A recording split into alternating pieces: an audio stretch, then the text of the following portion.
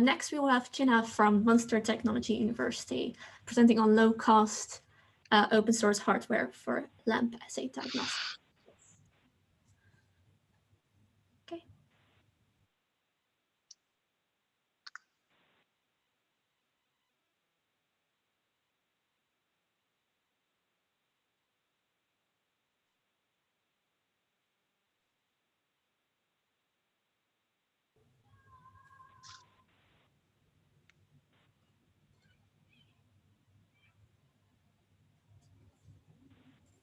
I think you might be on mute, Yeah. Gina. Yeah.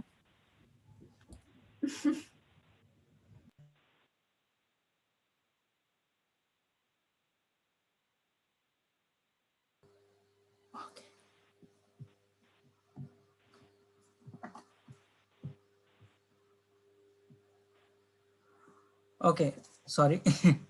Like most of you, COVID-19 affected me deeply. Can you hear me? Can you hear me? Yes. Yes, all good. Yes. Okay, yeah. Thank you. So I would like to come out with solutions within my expertise and limitations. My expertise in making the hardware. My first foray into the biology hardware is hacking fitness trackers to monitor the bacterial growth monitoring. But during the COVID-19, I set out to come out with hardware for the molecular diagnostics. So before jumping onto the hardware technology which I developed, I would like to give my constraints or the philosophy of making the hardware. First of all, I would like to make all these hardware with off-the-shelf parts and they should be portable, low cost, easy to fabricate and easy to operate.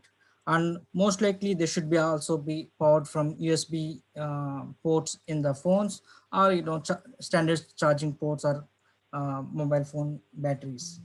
What I don't like to have is making a custom PCB, milling, soldering, programming, or using grid power. And while having these kind of constraints, I also have few key observations. What I found out that 3D printers are mostly available, more accessible than before, which is surprising. During the COVID-19, it came out that many people are volunteered to give their 3D printers and make so many things with 3D printers. There are 3.8 billion smartphone users and 4.88 billion mobile phone users. So that means there is access to the power, 5 volts power. So I would like to use that 5 volts power for all my devices. Then another important key observation is that, as many of you already mentioned, LAMP Assays have the potential to make the testing very cost efficient. But to achieve that, we need two tools, a centrifuge and a temperature source. For this purpose, first I made a mobile fuse. Can you see, or is there something blocking? So with the same philosophy and with the same objectives, I made this mobile fuse using a USB fan motor and a 3D printed rotor, and directly powering the motor with the USB OTG port on a smartphone. Of course, this is not a practical solution, so we had to make a 3D printed enclosure. We published this result in medRxiv, and we submitted this to a peer-reviewed journal as well. Then, of course, today it is mostly about the LAMP Assays and RPS. So I would like to share my results with a mobile LAMP device, which I'm trying to make with the similar objectives using this $1.5 thermostat, which is a very, very low cost thermostat device, and using these widely available 3D printer cartridge and a 3D printer heat block. So this is the device which I made recently. The beauty of this device is that it contains this low-cost thermostat, but it has a very powerful microcontroller, which is just 20 cents, and it comes with a thermistor, and the relay works with both AC and DC, and has many tons of features, which we can elaborate later if anybody is interested. More importantly, I would like to mention that it has an open source software and a facility to a feature to log the temperature. Now, with this thermostat device, I made use of this heat block in the 3D printers, and it has the hole, M6 hole that nicely fits to the PCR tube, which is used for these LAMP assays. So when I combine these three with the 3D printed enclosure, this is the device, the LAMP device looks like this. So I tested this device with a, keeping a small thermistor inside a PCR tube and, monitoring the temperature with another RAMS board and Octopi software. I did for two temperatures, 65 degrees and 55 degrees. You can see that it is more or less very consistent with the temperature.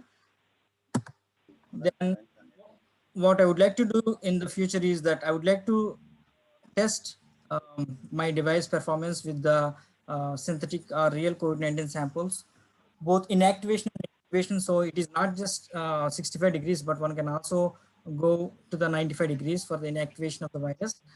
And I would like to also test with the RPA analysis assays. As you can see here, I tried with the 37 degrees, it is working well. And later on, to expand to 96 well plates, I made a device, but I'm still testing its temperature performance and all. So finally, I would like to integrate the even colorimetry assay test as well with fitness sensor, which is in development. We are writing a manuscript on that.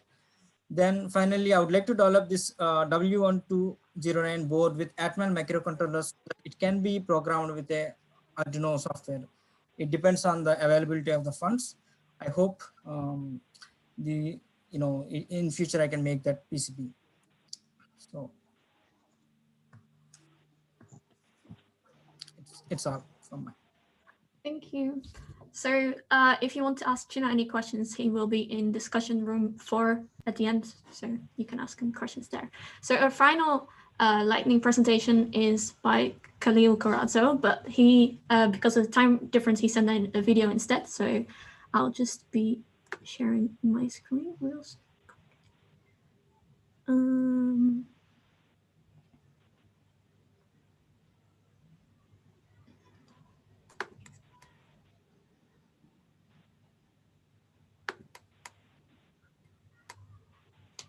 Oh, sorry. That was the wrong one.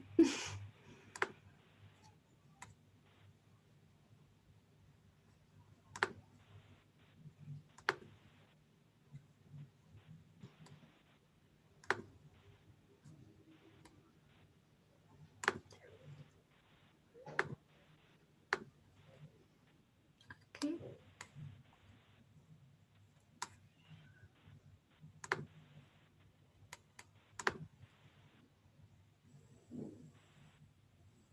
Hello, my name is Khalil Corazzo. I'm the project manager of Accessible Genomics. So in this project, we brought a sequencer training and reagents to Mindanao, Philippines, in order for a lab to sequence SARS-CoV-2. Why did we do this? So we're hearing about the different variants of SARS-CoV-2, and if you look at the numbers behind that, like who's uploading or who's sequencing, it's really mostly just the developed countries. We looked at GISAID data back in December, and we saw that around half of the SARS-CoV-2 genomes uploaded were from the UK, and a third of the rest came from the US. And if you look at the bottom of that list, you see there countries which represent like 1 billion people, and there's only like 100 plus SARS-CoV-2 genomes there. So, the access is unequal, but we saw a solution because, we already have low-cost sequencers, portable sequencers, and it was really a matter of bringing in the know-how, the sequencer itself, the reagents to those countries. So, this is an open science project. I mean, we have a lot of help from scientists all over the world and volunteers and institutions. You can see here, we were funded by just one Strand Lab. We had other we had donations from New England Biolabs. We had a lot of training from different scientists. We had a huge project team. A lot of people helped to make this happen. And then just last week, we sequenced our first SARS-CoV-2 genome, or SARS-CoV-2 samples. And this is the first time that this has happened, enabled by an international volunteer team. And this is the first time that any organism was sequenced in Mindanao, Philippines. So that was that's the first phase of the project. The second phase is to bring this technology and the know-how to other labs in the country. And then this is not only limited to the Philippines. Our goal really is to create a playbook to enable other countries or other labs in in the developing world to also sequence SARS-CoV-2. And this is not just simply for this pandemic. This is in preparation or to help the world prevent future pandemics. So imagine if you have, genomic sequencing, genomic pathogen surveillance in labs across the world, it would be much easier to identify novel pathogens and and to immediately address those threats. So we'll be creating a playbook based on what we learned. So how could you help? So first, I guess this is very much aligned with what you call this, the mission of Reclone to make reagents more affordable and open source. So reagents is it's like the biggest cost to make this happen in this project, and also it turns out it's quite difficult to bring it in the country. We faced we haven't had we even have had to ask a politician to intercede for us to let our packages through customs. So this is one of the difficulties of working in the developing world. And also, if you want, could help us with crowdfunding, please reach out. You could download this presentation and other presentations like this at accessiblegenomics.org. Just go to the training page there, and you could reach me at Twitter or you email me at bio@corazo.org. So thank you so much, and hope to hear from you.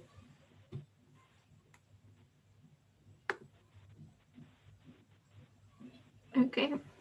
So I will send the email in the chat soon if anyone wants to ask him questions. And those were all the lightning presentations. So thank you everyone for your attention. And we will move on to the final keynote speaker now. Thank you, Lisa, and thank you to all of the lightning presenters.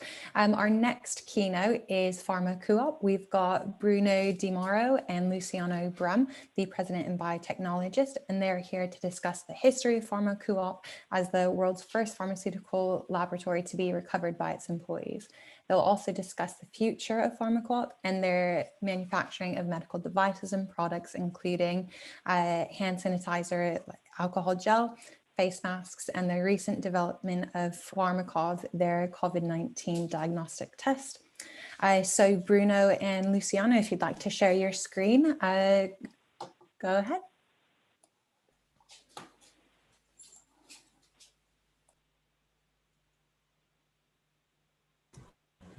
Okay, can you see my screen? Yep. Okay. Well, Bruno, ¿quieres empezar?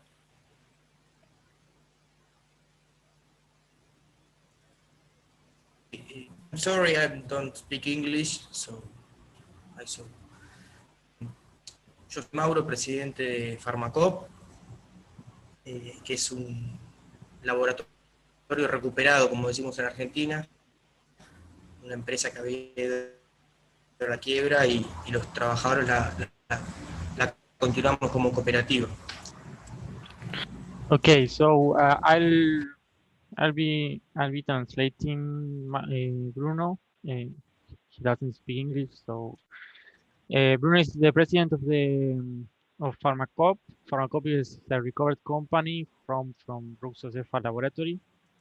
It's an old laboratory here in Argentina that went bankrupt after more than 80 years of work. It was a very big pharmaceutical laboratory here.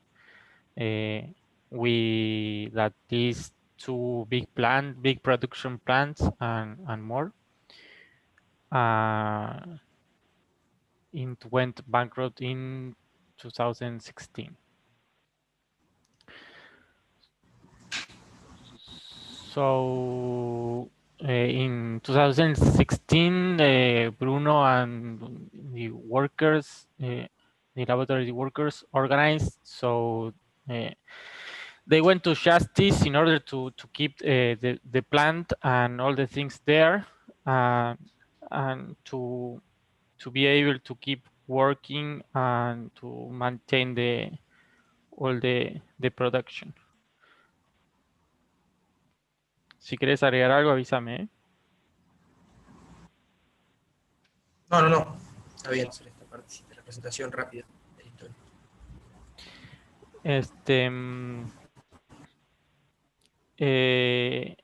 The justice gave them the certification to start working with the company in April 2019, and it's the first recovered company in the country that related to pharmaceutical, and ¿es la única de Argentina y de Latinoamérica o del mundo? Del mundo, sí. And it's the first pharmaceutical company that's been recovered by the workers in the world. We are very proud of it. Well, I'm helping them with biotechnological issues since last year, but Bruno has been fighting for their rights and the company for a long time. So in 2019, they started the process to rebuild the company, because as it happens in a lot of parts of the world, as the company went bankrupt, the old owners didn't keep the maintenance of the plants, of the production plants, and all the things there. There were legal issues regarding certifications and things like that. And because it's the first pharmaceutical company that was given to the workers to keep it alive, it was all new regarding the legal issues here in our country. So they start again all the process of painting, legal processes. They have to rebuild all the company again.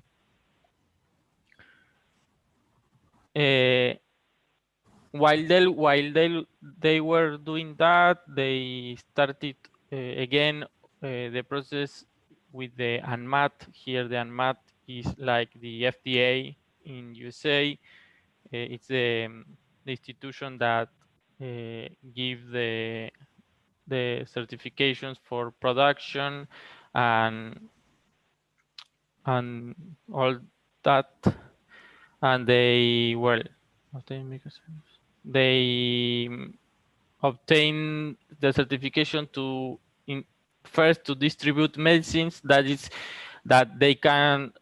PharmaCoop can keep as a store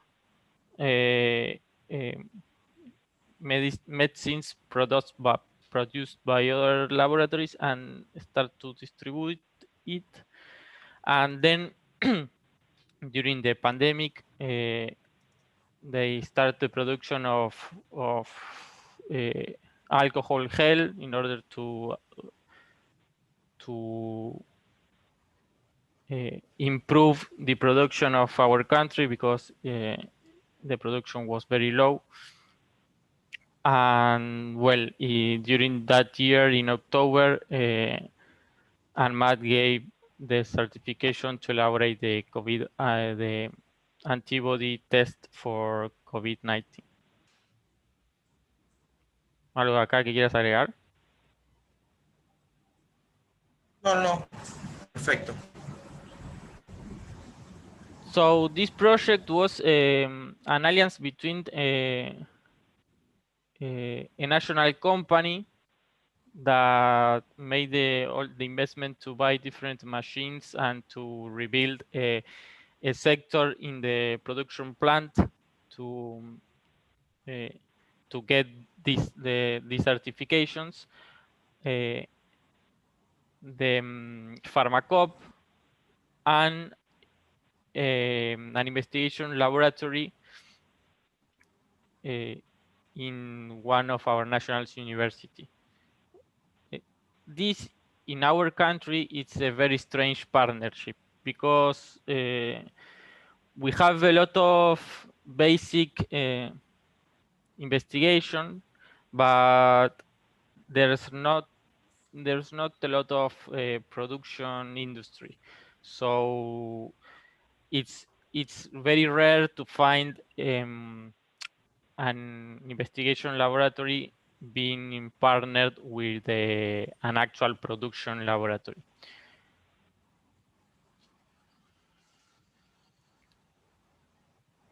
The investigation laboratory was who did all the investigations and the process of the research on the antibody test. This antibody test is an IgG. Luciano. Sí. No, agregar que esto, digamos, lo que estamos intentando es que las empresas cooperativas, las empresas recuperadas, en alianza, si no es que lo dijiste, en alianza con los grupos de investigación del CONICET y las universidades, intentar identificar productos para sustituir importaciones. No sé si puedes traducir eso, pero que ese fue el objetivo de la...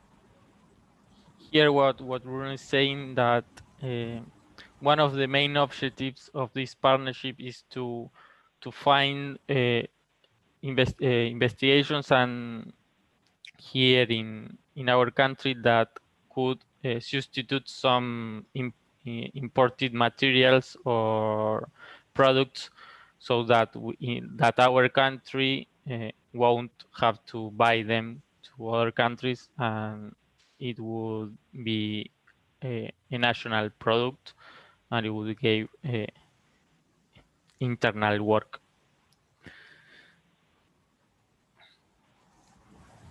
This test is a lateral flow assay, a classic lateral flow assay. It has a nitrocellulose membrane with two reactive lines, which serves as control line and test line, and it uses as the test line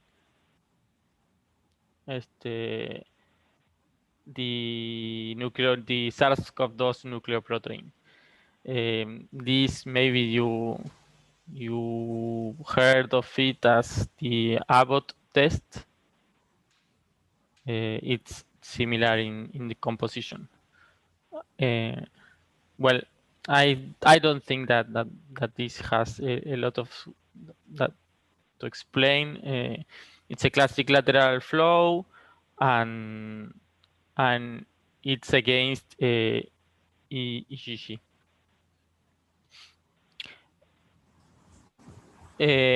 This it's important because, as you can see here, lots of the components of our test are imported and some are nationals.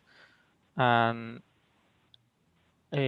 our main goal is to try that all the components to be national, because one of the things that happens, that maybe it happens to you too, is that, for example,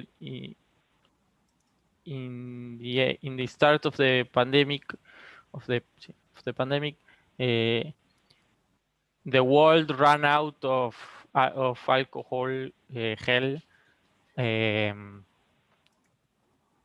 and so we have to start producing it here and replacing some parts of the production. And well, in that context is when you realize how much you depend on other countries' production, and as you know, in science,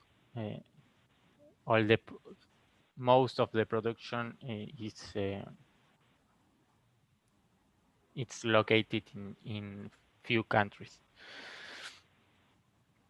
This test is important here in our country because we don't have a big sanitary structure, so we need a field tracking, and our test can be used in institutions and in the street, as we don't need to be a laboratory expert, so it's easy to use and it's quick, and it's complementary to PCR. It's no a definitive assay, but well, if you get positive results, you will go to the hospital and get a PCR. So this is our expected production.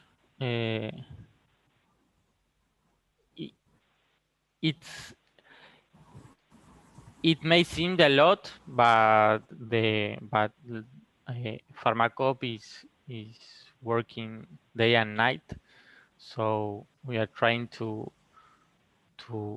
meet this expected production for the next month. So well, I think maybe it's better if there's time to answer some questions regarding PharmaCoop, but this is all we have to show you.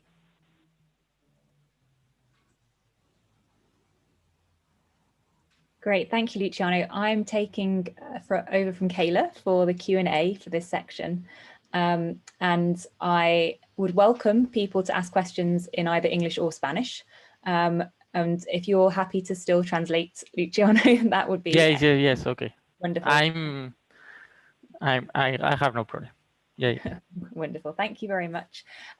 So yeah, I mean, to kick off the conversation, one of the reasons that we wanted to talk about the example of PharmaCoOp is because, as you pointed out, it's a very unusual partnership and a real kind of collaboration nationally. So how did that come about?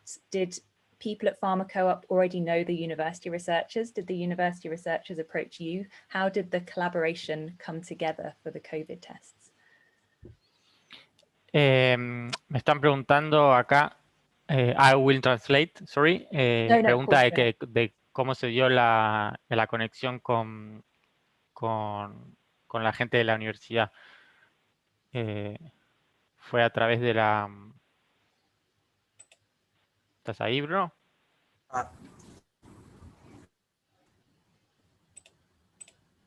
No, fuimos, sí, entiendo. No, algo de 20 años, y este movimiento cooperativo, digamos, con algunos de sus clientes, salimos nosotros a buscar la alianza con las universidades para poder hacer la vinculación y la transferencia tecnológica. Digamos, vino más bien la iniciativa de parte de nuestro movimiento cooperativo, y hubo buena respuesta del movimiento académico. Well, PharmaCoop is actively going to universities and establishing connections with universities.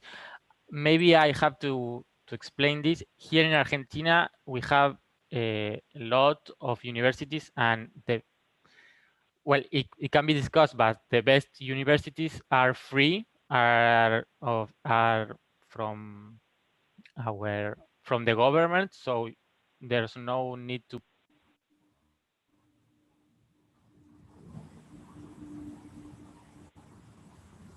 Okay, did you hear me? We reached, there's no need to, and then it cut off. There's no need to pay. You can go to university. So here, so the idea in PharmaCoop was to establish connection with this system, as we have lots of university and lots of professionals, lots of ideas, lots of investigation laboratories to partner, so we can bring back to the society what the society is giving us with free education and this kind of stuff. It's more like philosophical or ethical objective that that's where it is born. Like, okay, we are going to partner and try to make the best of it. That's really great. I have one more question and then I'll kind of open to the floor, which is in terms of producing the diagnostics and getting the certifications together, what were the top challenges that you had to overcome? Pregunta cuáles fueron los principales inconvenientes, los principales challenges con el tema de hacer un test de diagnóstico.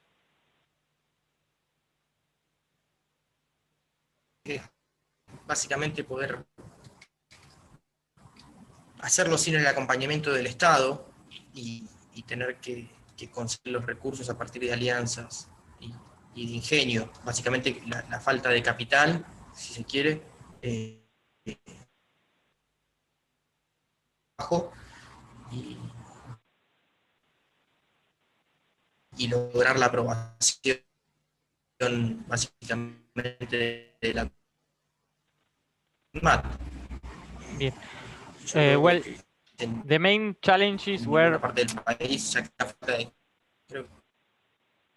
were first of all to get the certifications from ANMAT, like it's like your American FDA, and it's not it's a big deal because it's as PharmaCoop is the first recovered pharmaceutical company. Maybe the institutional organisms sees you as well. You are not a big company. You are managed by your workers, and you have no history. So you have to stand and prove that you are doing things correctly because you are the first of all to do that. So it was hard, and in the same direction as its recovered company and managed by the workers, the workers were given the facilities that belong to the company, and they know how to run it, but there were no money, there were no investors, so they have to, okay, now we have the place, we have we know how to work, but we need someone to bring money to buy the things. So they have to go and look for investors who believe in them, who believe in the project. There were a lot of challenge. Yeah, it was really hard, but it's coming. All the effort put in it, it's coming back. As it's an incredible achievement, and I think echoes themes that we've heard at previous Reclone meetings and with many other collaborators who are trying to make the transition from researching or developing diagnostics to actually manufacturing certified diagnostics that can go out into the world. It's no small feat to have got to that point. So we do have a question in the chat, and then open the floor. So Blueberry is asking if you're making your own reagents and antibodies. Now, I noticed that one of the proteins, MP protein, was domestically produced, and then the antibodies you were importing. Do you have plans for antibody production in Argentina in the future?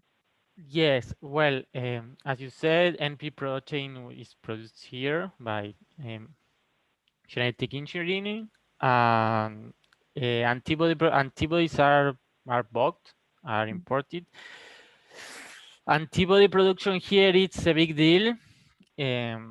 We have now there's a big company starting to generate monoclonal antibodies here, known as MAP Science, but it's the first, it's small, and you really need trust-free antibodies to get a diagnostic system. So not in the short run, no, we won't. I don't think that we were going to be able to make our antibodies, but well, I hope we in the future, but no, not now.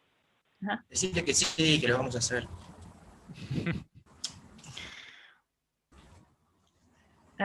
Great. And yeah, we have a few members of the network who are investigating single chain antibodies and nanobodies and sort of microbial production as some of those systems. But then part of the challenge is having validated ones of those that can be then used in diagnostics, because so far mostly it's been the monoclonals that we've seen coming through.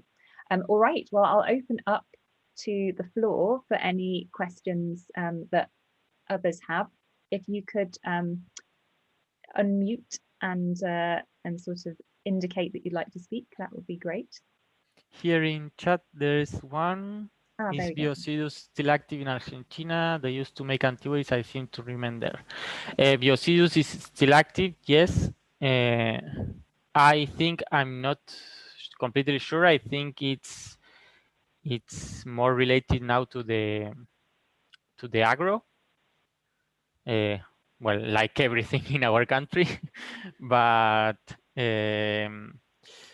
I honestly don't know if they are doing antibodies as we need. No, to be completely honest, I don't know.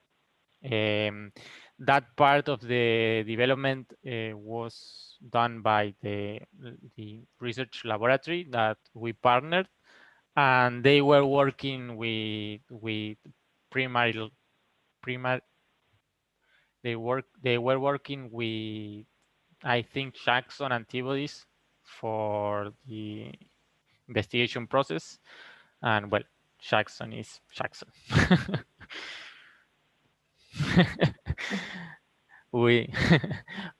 Thanks for asking. Thank you. And anybody else? So we can have technical questions. Also, if you've got questions about PharmaCoOp and the business model or the values that organization is now working with, we're also open for all of those additional questions as well, because one of the reasons we were excited to have you speak is really that kind of rather unique knowledge transfer that's happened between the three organizations, and also the sort of the motivations and the vision of PharmaCoOp is it's unusual in this sector and really, really nice to see. So any questions from the crowd? Oh, I just asked something similar like that. Yeah, to that. Yes. Yeah, so I will translate to Bruno if you. Yes. Yeah. The chat. Yeah. Okay. Sí.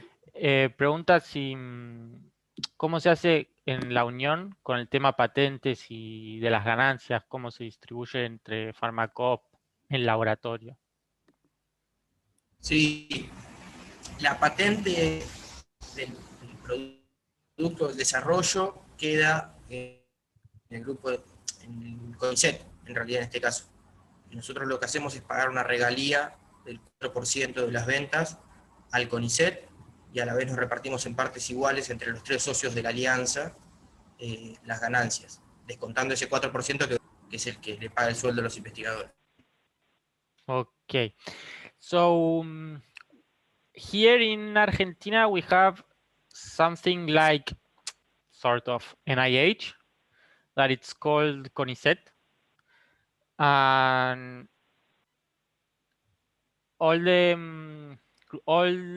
when you develop something with the CONICET grant, the patent goes to the laboratory who develop it, but to CONICET too. So in this case, what is happening is that with the money from the sales of the kit, the partnership had to pay to CONICET some percentage, and the rest of it goes equally to all the members of the partnership.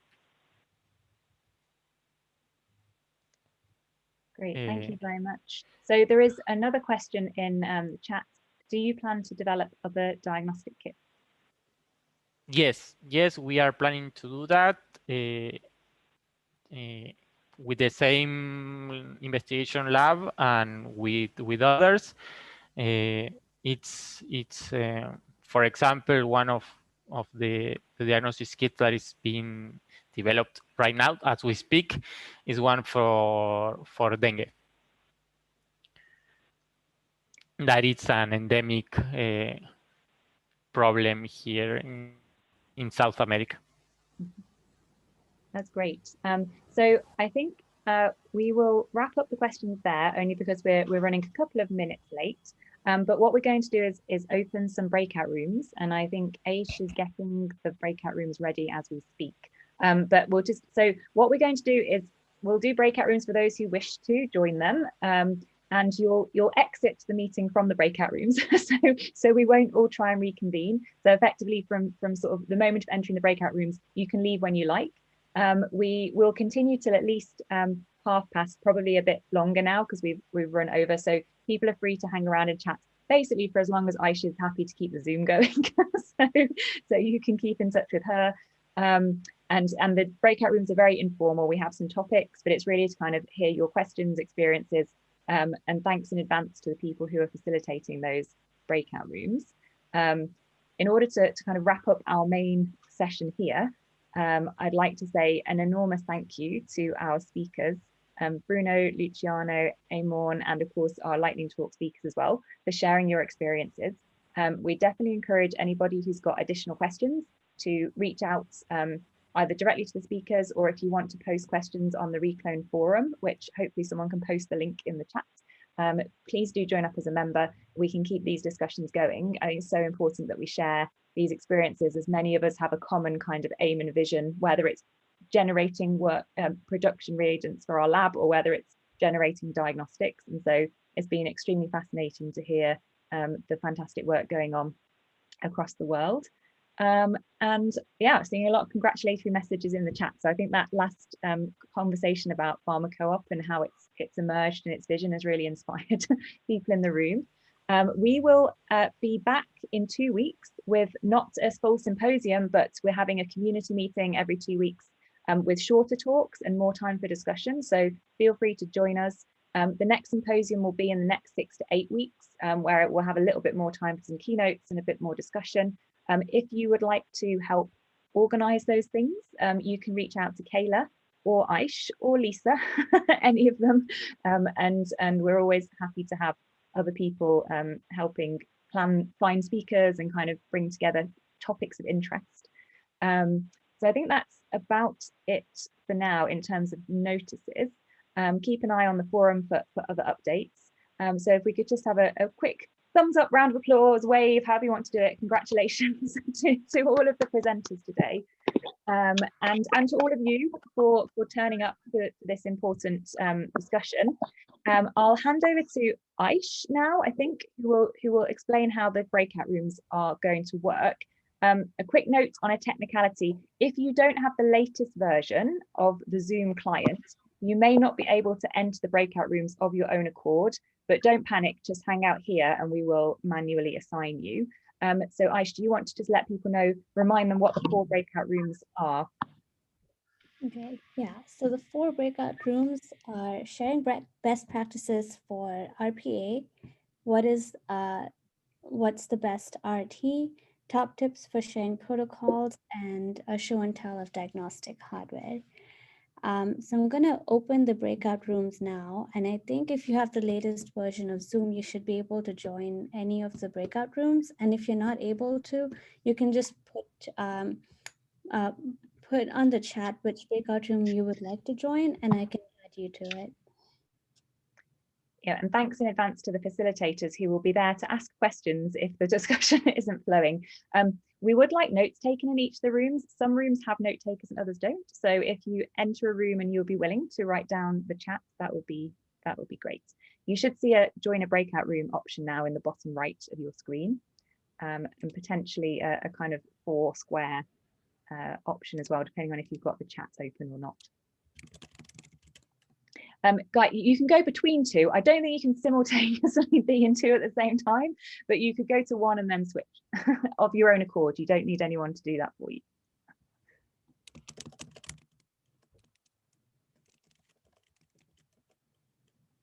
Thanks, Emmy. See you soon. And yeah, if anyone who needs to leave, this is the end of the formal proceedings. So please feel free to do so. Thank you for the invitation. Thank you so much, Luciano. Yeah. Good luck with everything. And Bruno. Yeah, well, stay in touch. Email us if you want. Anything you want, we are here for you. Definitely. Well, I'm working, Emmy, who just left, and I are both on a working group around local production of diagnostics. And so we'd love to get in touch because we're writing a roadmap and a handbook, sort of giving practical tips for potential manufacturers. It would be really interesting to use your setup as a case study for other manufacturers who are interested to get into this space. It's in with collaboration with the WHO and the United Nations Development Programme and a number of other bodies. So yeah, I'll definitely reach out about that. I was also mentioned you to someone who got in touch the other day from Medicine Sans Frontières, who are doing a bit of a survey of local production of diagnostics in Latin America, Africa and Asia. So they may potentially reach out to you to sort of highlight the work that you're doing. Yeah, of course. Spread the word. We are here. We love to share our experience and hope there's a lot of more PharmaCoop there in the world. I hope so too. Yeah, it's a really interesting model, and one to kind of, it's a tough model. It has challenges, but yeah, it's great the work that you're doing. Well, thanks a lot. Bye bye. Thanks so much. Bye. Have a good rest of the day. Bye, Bruno. Thank you.